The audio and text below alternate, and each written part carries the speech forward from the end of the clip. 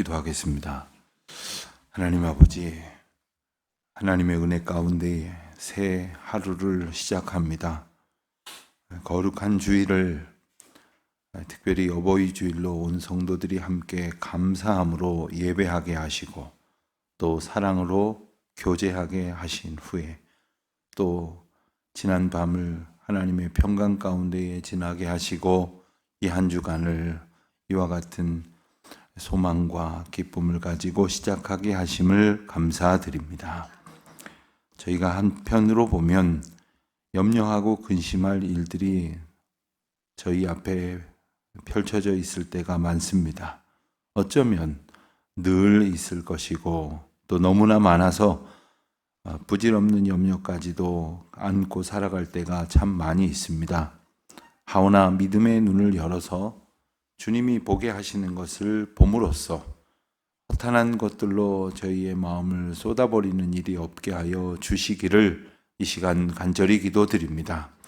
근심하고 염려할 때마다 우리 하나님께서 어떻게 우리를 인도하실런지를 겸손히 여쭙고 기다리는 가운데 순종하는 저희들이 되게 하여 주시옵소서. 하나님 아버지, 그 뜻 가운데에서 주님은 저희에게 늘 함께 하심을 또 일러주시고 언제나 저희들을 붙드시사 하나님의 권능을 나타내실 줄 믿습니다. 그와 같은 놀라운 역사가 펼쳐지는 날이 되게 하여 주시옵소서.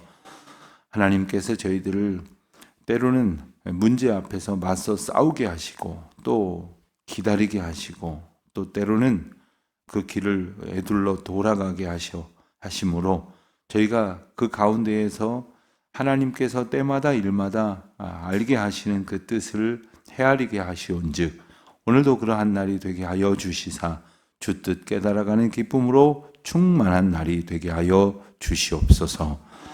하나님, 저희들에게 어버이 되게 하신 은혜가 있음을 기억하며 또한 어버이들을 통하여 저희의 길을 인도하여 주신 것을 기억하며 감사를 드립니다.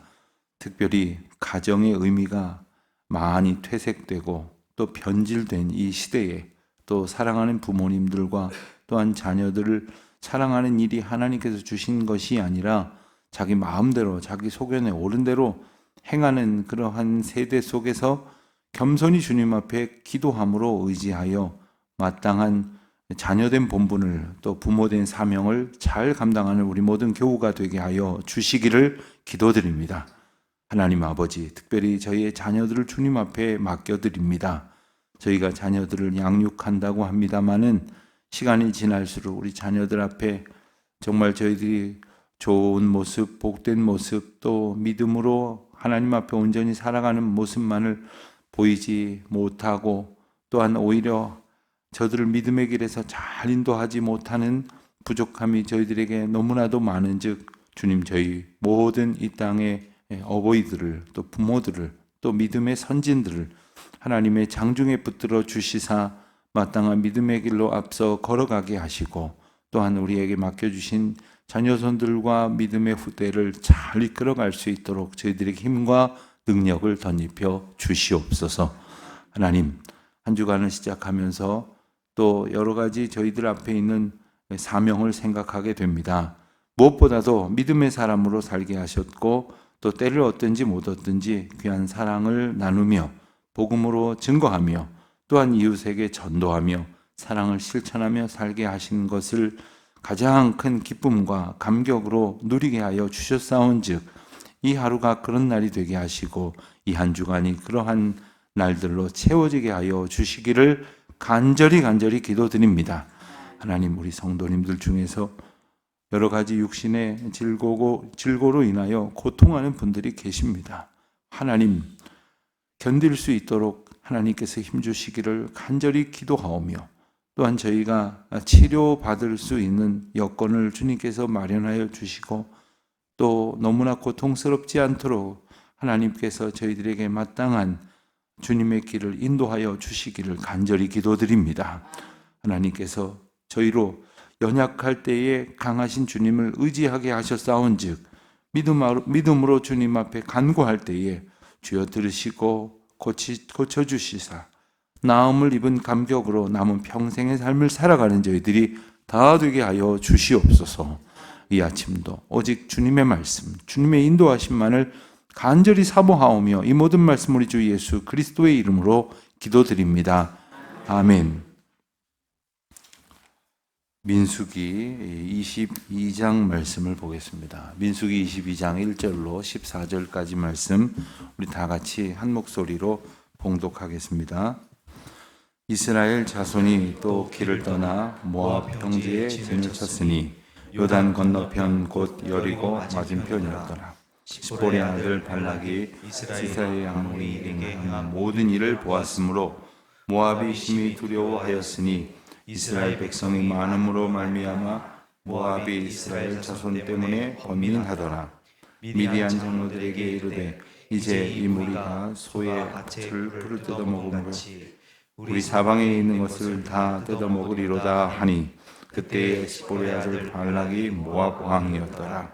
그가 사신을 보올의 아들 발람의 고향인 강가 그돌에 보내어 발람을 부르게 하여 이르되 보라, 한 민족이 애굽에서 나왔는데 그들이 지면에 덮어서 우리 맞은편에 거주하였고 우리보다 강하니 청하건대 와서 나를 위하여 이 백성을 저주하라.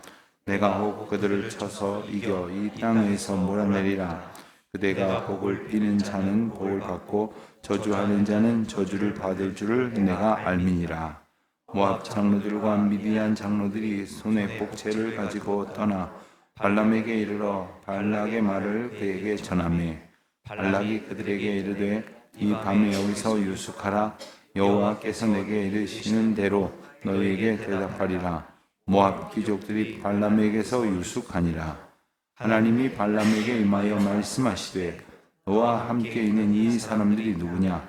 발람이 하나님께 아뢰되 모압 왕 십볼의 아들 발락이 내게 보낸 자들이니이다. 이르기를 보라, 애굽에서 나온 민족이 지면에 덮였으니 이제 와서 나를 위하여 그들을 저주하라. 내가 혹 그들을 쳐서 몰아낼 수 있으리라 하나이다. 하나님이 발람에게 이르시되 너는 그들과 함께 가지도 말고 그 백성을 저주하지도 말라. 그들은 복을 받은 자들이니라. 발람이 아침에 일어나 발락의 귀족들에게 이르되 너희는 너희의 땅으로 돌아가라. 여호와께서 내가 너희와 함께 가기를 허락하지 아니하시느니라. 모압 귀족들이 일어나 발락에게로 가서 전하되 발람이 우리와 함께 오기를 거절하더이다. 아멘. 오늘 말씀은 이어지는 내용인데 우선 14절까지만 보도록 하겠습니다. 이스라엘 자손이 길을 떠나서 모압 평지에 진을 쳤다. 그런데 그곳이 요단 건너편 곧 여리고 맞은편이었더라 했습니다. 여리고는 이제 이스라엘 백성들이 요단강을 건너서 가나안 땅에 들어가는 그 사건 가운데 가장 먼저 만나는 성 중에 하나였습니다. 그러니까 오늘 본문 말씀은 이제 가나안을 정말로 코앞에 두게 되었다 하는 겁니다. 이스라엘 백성들이 지나간 행로를 사진으로 잠깐 한번 보시면 조금 확대를 해 보시면 좋겠어요. 먼저 이제 여러분 보실 때 왼쪽 위쪽에 그 람셋이 이제 애굽을 나온 장면이죠. 큰 측면에서 보면은 바로 우측으로 시계로 말하면 한 2시 방향으로 곧장 올라갔으면 애초에 목적지가 되겠지만 처음부터 그 길은 아래로 향하게 됩니다. 하나님께서 이스라엘 백성들을 특별한 훈련 가운데에 이끄시고 계심을 우리가 보아왔습니다. 그래서 저 아래까지 내려갔다가 이제 쭉 다시 올라갑니다. 그리고 가데스 바네아에 이르러서 그 점선으로 되어 있는 길로 행진하였더라면 가장 빠른 길이겠지만 하나님께서는 또 여기서 길을 돌리십니다. 그렇게 38년여의 시간이 지난 후에 다시 우측에 있는 그 붉은 선을 따라서 이제 쭉 위로 올라가게 됩니다. 그리고 마침내 이제 모압 평지에 이제 진을 치게 되었다. 이렇게 그림을 여러분들이 보실 수가 있습니다. 바로 건너편에는 여리고가 있었던 겁니다. 다른 그림을 보여주시면 당시에 이제 그 지역에 있었던 그 민족들의 그 지도가 나와 있는데 그림이 이제 아주 섬세하진 않지만 대강 이제 여러분들이 인식을 하시면 좋을 것 같습니다. 이제 이스라엘 백성들이 이제 밑으로부터 이렇게 오는데 원래는 이 에돔 영토 안쪽에 그 애자와 영자 왼쪽에 있는 선을 따라서 그냥 곧장 직진하면 가장 빠른 길이어서 그 길로 지나도록 요청을 했던 거죠. 그런데 거절을 했기 때문에 우회를 해서 이제 오른쪽에 있는 보라색으로 보이십니까? 이런 그 선을 따라서 이렇게 지나가게 됩니다. 그리고는 이제 모압 앞에 이르렀을 때에 모압 왕에게 이제 그 길을 지나도록 또한 요청을 하지만 오히려 싸움이 붙게 됩니다. 이 모압 땅은 이제 아모리 지경이 되는 것이죠. 그 아모리 지경은 넓은 형편의 아모리 이 민족들이 차지하고 있었는데 그 바로 위쪽에 가운데에 파란색으로 표시된 것이 바로 아모리 왕 시혼과 바산 왕 옥이 차지하고 있었던 곳입니다. 그리고는 오늘 바로 이제 그 요단강 접경에 이제 맞은편 지역까지 모압 평지까지 이렇게 된 것입니다. 다시 성경을 보시면 1절의 마지막 부분에 나와 있는 대로 요단 건너편 여리고 맞은편에 이 진을 쳤다는 이야기는 그것은 어제도 우리가 보았던 것처럼 애초에 이스라엘 백성들이 모압하고 싸울 생각이 없이 이제 가나안 땅으로 들어가려는 그 행로를 보여주고 있었던 것입니다. 그런데 어떻습니까? 2절 3절의 말씀을 보면 모압이 심히 두려워하였다 했습니다.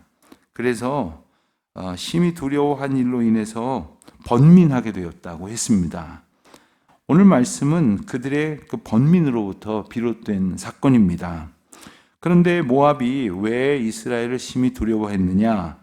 백성이 많음으로 말미암아 두려워했다 이렇게 전하고 있습니다.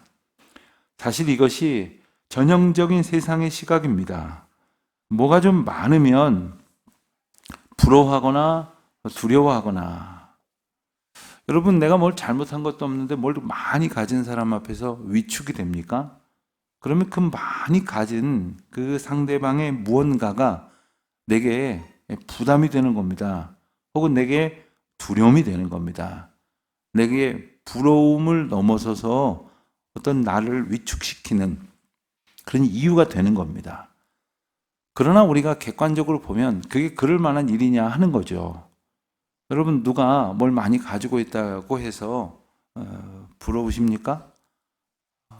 부러우신 모양인데 이렇게 예를 한번 들어보겠습니다. 저 어렸을 때 요즘 아이들은 뭐 온갖 첨단 IT 그 기구를 가지고 놀지만 저 어렸을 때만 해도 그 딱지치기 하고 놀았던 것 같고 그리고 구슬치기 하고 놀았었던 기억이 납니다. 그러니까 이제 딱지를 문방구라고 그러죠. 문방구에서 좀 사다가 한 장 한 장 떼가지고 몇 장을 만들어 가지고 가서 동네에서 친구들이랑 딱지 가지고 이렇게 놀다 보면은 딱지를 잃기도 하고 따기도 합니다. 그러면 몇 장도 안 되는 거 금방 잃어버리기도 하지만 아무개는 딱지가 5,000장 있대. 야, 저 윗동네에 누구는 2만 장 있대. 여러분 제가 2만 장을 본 적이 있는데 그 와이셔츠 박스 같은데 딱지가 쫙 줄을 지어 서 있는 걸 보면 여러분들 뭐 별로 부러워하지 않으시는데 당시엔 대단한 거였어요.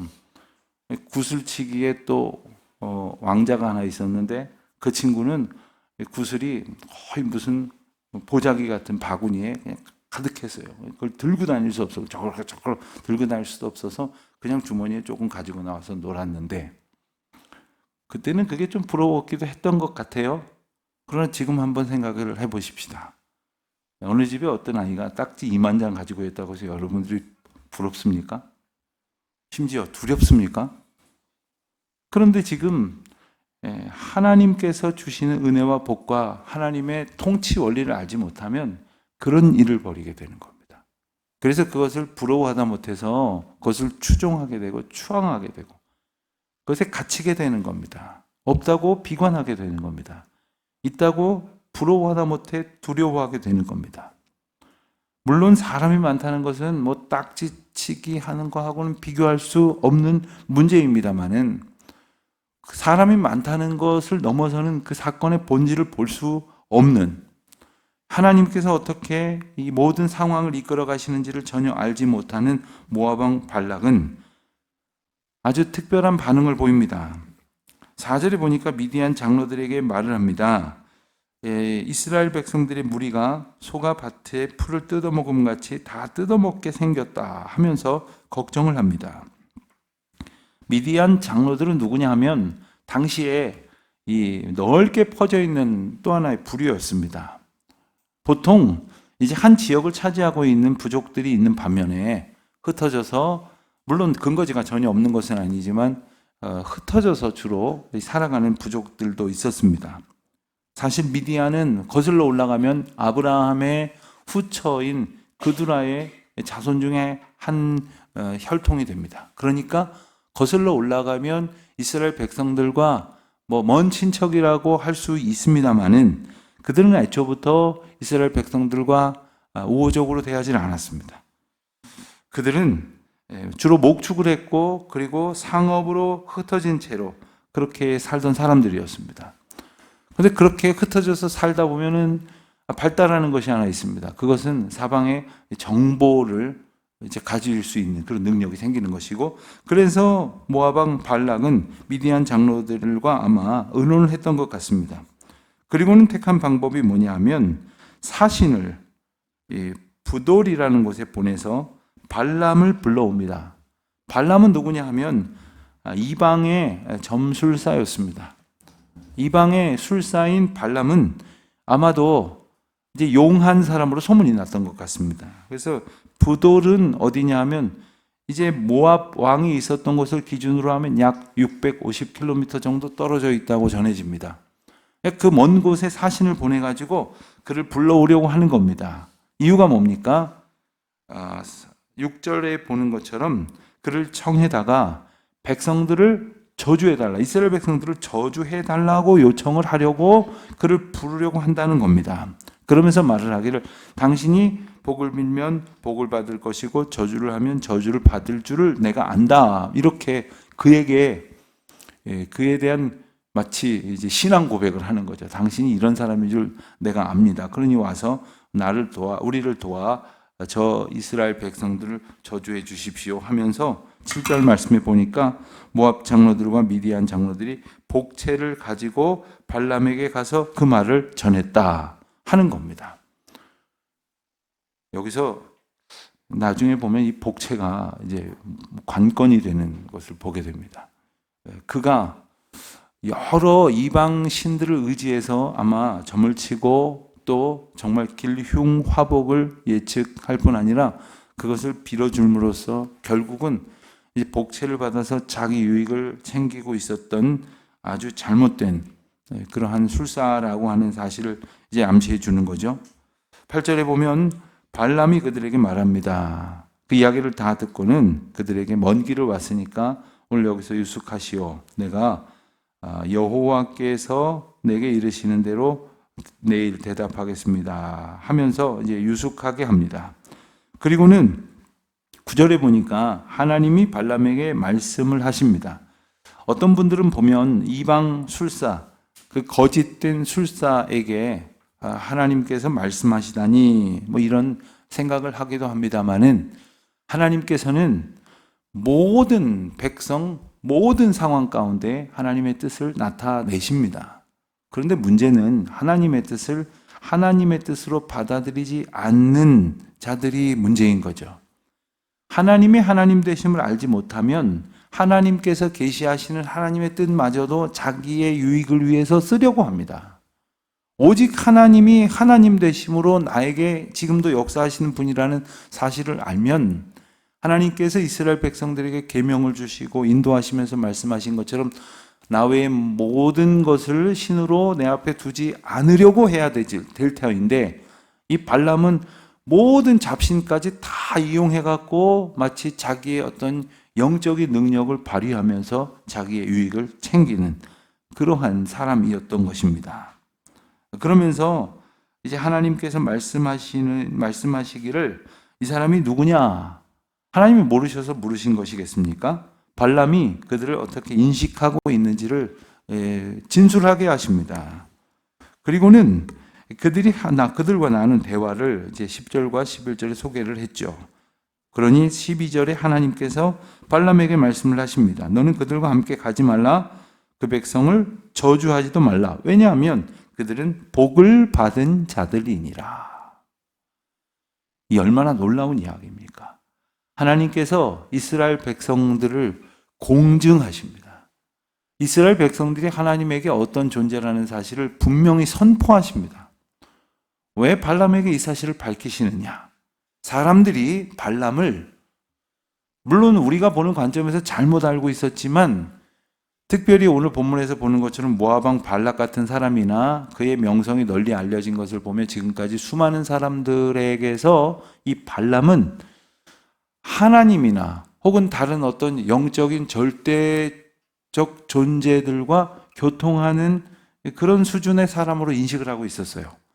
그러니까 발람을 통해서 무지함이 깨어지도록 하나님께서 때로는 이 악인도 사용하시고 이렇듯 잘못된 방법으로 살아가는 사람들에게도 분명히 하나님의 뜻을 나타내심으로 계시하신다는 사실을 알아들어야 된다는 것입니다. 성경은 놀랍게도 모세나 아브라함이나 다윗과 같은 그런 훌륭한 인물들만 하나님께서 내 종이다 이렇게 말씀하시지 않습니다. 심지어 느부갓네살 왕도 이스라엘 백성들을 침략해갖고 그 고통 속에 빠뜨렸던 느부갓네살을 사용하시면서도 내 종 느부갓네살을 이런 표현을 성경을 쓰세요. 그러니까 하나님께서 모든 자연 만물을 비롯해서 모든 사람, 모든 도구를 통해서 하나님의 뜻을 나타내고 계시다는 사실. 그러니까 오늘도 우리가 모든 상황 속에서 우리에게 말씀하시는 하나님의 뜻을 알아들으려고 소망하는 마음을 가지고 눈을 열어, 귀를 열어 하나님의 뜻을 기다려야 할 것이겠습니다. 하나님께서는 발람에게 그는 복을 받은 자들이다. 어떤 복을 받은 자들이라는 말입니까? 그들은 물질의 복을 받았다거나 권력의 복을 받았다거나 명예의 복을 받았다거나 뭐 이런 것이 아닙니다. 하나님께서 함께 하시는 가장 근원적이고 가장 분명한 복을 받았다는 겁니다. 세상을 살다 보면 우리가 여러 가지로 복을 이야기합니다. 흔히 건강에 대해서 이야기를 하는 것 중에 뭐 치아가 좋은 것은 뭐 오복 중에 하나라고 말씀하시기도 하고 또 뭐 머리가 검은 것도 복이고 뭐 눈이 밝은 것도 복이고 귀가 잘 들리는 것도 복이고 그러니까 건강한 거 다 복이라고 말을 하는데 그럼 건강하지 않으면 박복한 거냐? 복을 전혀 받지 못한 거냐? 그럼 건강하게 살면서 뭐 이런 표현 써서 죄송합니다만은 사람들보다 훨씬 더 건강하게 오래 살면서 온갖 나쁜 짓 다 하는 것보다 비록 연약하고 힘들어서 아무것도 하는 거 없는 것 같지만 하나님을 겸손히 의지하는 사람 중에 누가 더 하나님 앞에 복된 사람입니까? 누가 더 하나님 앞에 온전한 삶을 살아가는 사람입니까? 하나님께서는 누가 복을 받은 자들인지를 또 한 번 분명히 일러주십니다. 그리고는 그들과 함께 가지 마라. 우리가 내일 그리고 계속해서 22장을 보겠습니다마는 발람이 일어나서 이제 하나님께서 명하신 대로 전합니다. 그리고 그들이 돌아가서 이제 발람의 이야기를 모압 왕 발락에게 그 사신들이 전합니다. 그러면서 이 이야기는 전개가 되죠. 오늘 말씀을 통해서 우리가 깨달아야 할 것이 있습니다. 과연 무엇이 복이냐 하는 겁니다. 또 우리는 어떤 복을 구하며 살아가느냐 하는 것이죠. 오늘 하루 저와 여러분 가운데 어떤 복이 임하시기를 원하십니까? 하나님께서 이스라엘 백성들에게 허락하여 주셨듯이 어떠한 상황 속에서도 심지어 지금껏 에돔을 맞닥뜨리고 아모리 왕, 아모리 백성들 앞에서 그 치열한 싸움을 벌여야 하는 그 위기를 겪게 하셨지만 하나님께서 함께 하심을 저들이 경험함으로써 승리케 하시는 놀라운 은혜를 얻은 이스라엘 백성들처럼 오늘 우리 앞에 어떤 어려움이 있다 할지라도 주님이 함께 하시고 주님이 도우셔서 우리가 원하는 대로가 아니라 하나님이 뜻하시는 대로 우리를 이끌어 가시는 그와 같은 하나님의 복을 얻는 저와 여러분 되시기를 우리 주님의 이름으로 축원드립니다. 하나님 아버지, 하나님의 백성에게 하나님께서 약속하신 그 은혜를 오늘도 저희들에게 베풀어 주시사 이 아침도 말씀으로 시작하게 하셨사온즉 오직 이 하루가 주의 말씀으로 충만한 날이 되게 하여 주시옵소서. 또한 하나님께서 복 주시고 인도하신 길로 걸을 때마다 하나님의 통치와 주권을 온전히 알아듣는 믿음의 삶을 살아가게 하옵소서. 예수님의 이름으로 기도드립니다. 아멘.